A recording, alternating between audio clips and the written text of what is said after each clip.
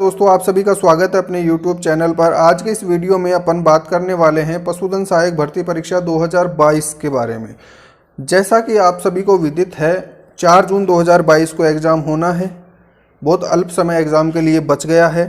अब इस अल्प समय में क्या किया जाए, किस तरीके से तैयारी को अपनी को और मजबूत किया जाए, किन विषयों पर ज़्यादा ध्यान दिया जाए, किन चीज़ों को अपने को दूर रखना है, किन चीज़ों पे ध्यान नहीं देना, क्या करना है, वो अपन आज के वीडियो में इसमें चर्चा करने वाले हैं। तो ये वीडियो आपके लिए निश्चित रूप से उपयोगी साबित होगा, तो इसे शुरू से लेकर लास्ट तक अपने को देखना है।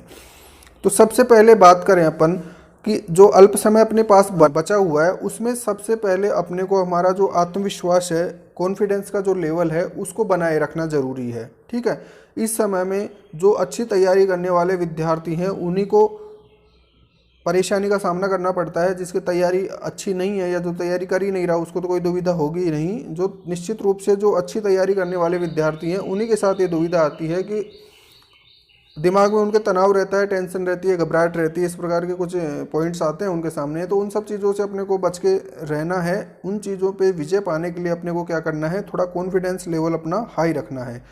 एग्ज़ाम में तो निश्चित रूप से अच्छा रिजल्ट आएगा हमारा, ये अपने को मान के चलना है। बस जो हमारी तैयारी है उसको और अच्छी बनाना है। ठीक है, उसकी जो धार है उसको और तेज़ करना है, उसको कम नहीं होने देना। इस पे अपने को ध्यान देना है। फालतू बातें, फालतू चीज़ें सबसे बच के रहना, उनसे दूर रहना। अपना मोटो क्या है, 4 जून को होने वाली जो जंग है, जो एग्ज़ाम है, उसमें अपने को जीतना है, उसमें अपने को अच्छे से करना है। वही रिजल्ट, उसका रिजल्ट हमारी आगे की लाइफ को डिसाइड करने वाला है। तो बहुत ज़्यादा महत्वपूर्ण है 4 जून 2022 सभी पशुधन सहायक भर्ती परीक्षा की तैयारी करने वाले विद्यार्थियों के लिए। तो पूरे तन मन धन से अपन ने तैयारी की है, पूरे मानसिकता को शुद्ध रखते हुए अपन तैयारी में लगे हुए हैं। अब ये अंतिम समय पे अंतिम जो पड़ाव है, उसमें अपने को ये ध्यान रखना है कि जो पॉइंट्स हमारे स्ट्रॉन्ग है, उनको बार बार अपने को रिवाइज करना है। जितनी बार अपन रिवीजन करेंगे उतना ही अपने लिए सही रहेगा। देखिए, किसी भी चीज़ को दिमाग में स्थायी रूप से संग्रहित करने के लिए बार बार उसका रिवाइज करना आवश्यक है। तो जितनी बार अपन रिवाइज कर सके उसको, उतना ही ज़्यादा अपने को एग्जाम में फ़ायदा होगा। नई चीज़ों अपने को नहीं पढ़नी अब। ठीक है, जो चीज़ अपन नहीं पढ़ पाए अभी तक, उस चीज़ को हाथ नहीं लगाना है। उस चीज़ को अपन अब नहीं पढ़ पाएंगे। ठीक है, उसको पढ़ने के चक्कर में जो चीज़ें अपनी अच्छी है, जो अपने स्ट्रॉन्ग पॉइंट्स है, वो भी कहीं ना कहीं प्रभावित हो सकते हैं उससे। तो उन चीज़ों से अपने को दूर रहना है। जो चीज़ें अपने को आती है उनको और अच्छे ढंग से पढ़ना है, उनको और रिवाइज करना है। जितनी बार हो उतनी बार रिवाइज करना है। ठीक है, किसी भी सब्जेक्ट को स्किप नहीं करना है। जैसे मेन बात करें अपन, तो ऑलरेडी मैं एक वीडियो में बता चुका हूं कि वेटनरी मेडिसिन है, वेटनरी एनाटॉमी है, एलपीएम है, ये कुछ मेजर सब्जेक्ट होते हैं जहां से एग्जाम में क्वेश्चन ज़्यादा आते हैं। पर ऐसा नहीं बोल सकते अपन कि इस सब्जेक्ट से क्वेश्चन कम आएंगे, इसको छोड़ा जा सकता है, ऐसा कुछ भी नहीं है। सभी विषय का जैसे 80 क्वेश्चन अपने वेटनरी साइंस के आएंगे, 10 हमारे सब्जेक्ट हैं, तो 8 क्वेश्चन एक सब्जेक्ट को वहाँ पे मिल रहे हैं। तो 8 से 10 क्वेश्चन अपने हर सब्जेक्ट से वहाँ पे अपने को मिलेंगे, निश्चित रूप से मिलेंगे। तो सभी पे अपना अच्छा कमांड होना चाहिए। उसके साथ साथ जीके तो बिल्कुल महत्वपूर्ण होता ही है। जीके पर जिसका विशेष कमांड होगा वो बहुत आगे रैंक या टॉप रैंकर्स में उसका नाम निश्चित रूप से आएगा। तो अब अपने को इस समय में क्या ध्यान रखना है, अपने जो दिमाग को सेट रखना है कि हमारी तैयारी बहुत अच्छी है, बहुत अच्छे से हमने पूरा प्रयास लगाया है, और आगे जो एग्ज़ाम होने वाला है 4 तारीख को, उसमें हम बहुत अच्छा प्रदर्शन करेंगे। उसके लिए अपने आप को मेंटली प्रिपेयर रखना है। ठीक है, बार बार रिवीजन करते रहना है। अब विषय आता है, देखिए दोस्तों, एक छोटी सी कहानी मैं आपको यहाँ पे सुनाना चाहूँगा। गुरु और शिष्य की एक कहानी है कि गुरु के आश्रम में वो शिष्य गुरुजी से कहता है कि गुरुदेव, मैं ये सामने जो वृक्ष दिखाई दे रहा है, पेड़ दिखाई दे रहा है, इसके ऊपर चढ़ना चाहता हूँ। तो गुरुजी ने कहा, निश्चित रूप से चढ़िए, आराम से चढ़िए, कोई दिक्कत नहीं है, चढ़ो। तो गुरु का आदेश पाकर वो शिष्य पेड़ पर चढ़ने लगता है। ठीक है, गुरुजी शांत चित्त से उसको देख रहे हैं। वो पेड़ पर चढ़ता है, पूरा तना पार करता है, टहनी पर पहुंचता है और ऊपर एकदम शिखर तक पहुंच जाता है। गुरुजी शांत रहते हैं। वो शिष्य वापस नीचे की तरफ उतरने लगता है, उतरता है। जब वो तने वाले हिस्से पर आता है, यानी अंतिम छोर पे जब आ जाता है वो जमीन के एकदम पास, तब गुरुजी उसे कहते हैं, बेटा संभल के। तब गुरुजी उस शिष्य को बोलते हैं कि संभल के, ध्यान रखना है।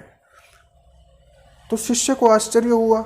शिष्य नीचे आया, गुरुदेव आपने मुझे, जब मैं इस पेड़ के नीचे से लेकर एकदम शिखर तक चढ़ रहा था, तब आपने मेरे से कुछ नहीं कहा, और जब मैं उतर चुका हूँ, लगभग ज़मीन पर पैर रख चुका हूँ, तब आप मेरे से कह रहे हैं कि सावधानी रखनी है, ध्यान रखना है। मैं समझ नहीं पाया गुरुदेव, इसका मुझे तात्पर्य समझाइए। तो गुरुदेव उस शिष्य से बोलते हैं, देखो जब तुम ऊपर चढ़ रहे थे तब तुम्हारा दिमाग, तुम्हारा जो मन था, तुम अपने आप में सावचेत थे, पूर्ण रूप से तुम सचेत थे। तुम्हें अपने आप में ये आभास था कि मुझे ध्यान रखना है, कहीं मैं गिर ना जाऊं।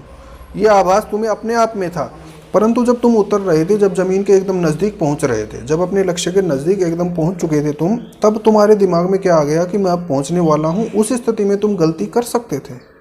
जब इंसान को लगता है कि वो अपनी मंजिल के बिल्कुल नज़दीक पहुंच गया है, तो वो एकदम फ्री हो जाता है, मेंटली फ्री हो जाता है कि मैं बस पहुंच ही गया हूं, और वहाँ पे वो गलती कर बैठता है। तो इसलिए मैंने तुम्हें उस अंतिम समय में सचेत किया ताकि तुम कोई गलती ना कर पाओ।